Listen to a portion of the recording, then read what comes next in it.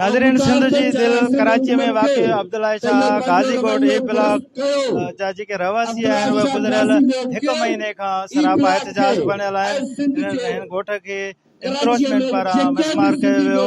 अचो त हिननि सां ॻाल्हि ॿोल कयूं त हिननि जो वधीक छा चवणु आहे। बहितर आहे त इन विच में असांजा मसला हल कनि, असांजे गाज़ी ॻोठ खे लीज़ ॾिनो वञे, जेको नुक़सानु थियो आहे उनजो अज़ालो थियणो खपे, FIU ख़तमु थियणो खपनि। जेसिताईं इहे मुतालबा पूरा न थींदा त असां कतनि कैंप कोन पटींदासीं। जेको होम सेक्रेटरी कल्ह आयो उनजो हिकिड़ो ई मक़सदु हो त कमिश्नर कराची जेको आहे उहो रेवेन्यू ऑफिसरनि खे बचाइण चाहे थो ऐं हीअ जेका कैंप क़ाइमु आहे 1 महीनो थी वियो आहे। सिंपल 3 सादा मुतालबा खणी पाण कैंप ते वेठा आहियूं त बाबा हिन ॿुधे अमल में जेके ऑफिसर मुलविस आहिनि उन्हनि खे ज़ाहिर कयो, उन्हनि जे ख़िलाफ़ कार्रवाई कयो, उन्हनि जूं नौकरियूं ख़तमु कयो, उन्हनि खे गिरफ़्तार कयो। ॿियो जेकॾहिं सम्झो था जेका तव्हां हुनखे पनिश ॾिनी आहे त हिननि गैर क़ानूनी अमल कयो आहे त ही माण्हुनि जा जेके अझा था त उन्हनि अझनि जो उनखे तव्हां फौरी तौर मुआवज़ो ॾियो। ऐं टियों जेको असां मुख्य मुतालबो कयो आहे बाबा अब्दुल्ला शाह गाज़ी ॻोठ समेत कराची में 1000 जे तइदाद में जेके मक़ामी माण्हुनि जा ॻोठ आहिनि उन्हनि खे लीज़ कयो।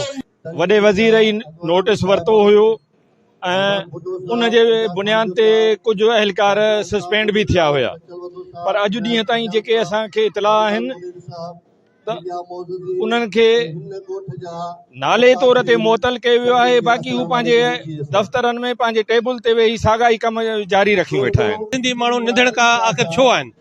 पंहिंजी हुकूमतनि हूंदे पंहिंजे इदारनि हूंदे असां जेके धारिया माण्हू त 1000 एकड़ ज़मीन कब्ज़ो कयो वेठा उन्हनि खे कुझु कोन थिए, पर असां कागज़नि वारा जेके लीज़ थियल आहिनि, टैक्सूं भरियल आहिनि, सभु शइ भरियल आहे, उन्हनि खे जेकॾहिं रुलाए वेंदो त इहो मज़म्मत जोॻो अमल आहे।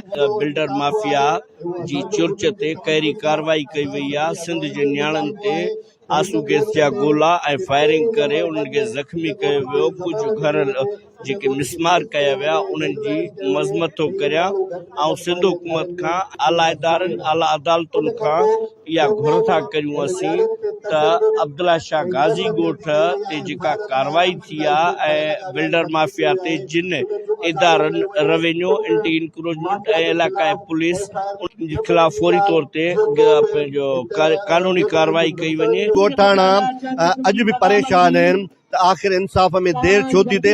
इन जे पोइ हू सम्झनि था त उहे बिल्डर माफिया उहा माफिया अञा ताक़तवर आहे, उहा वरी कॾहिं बि हमलो करे सघे थी।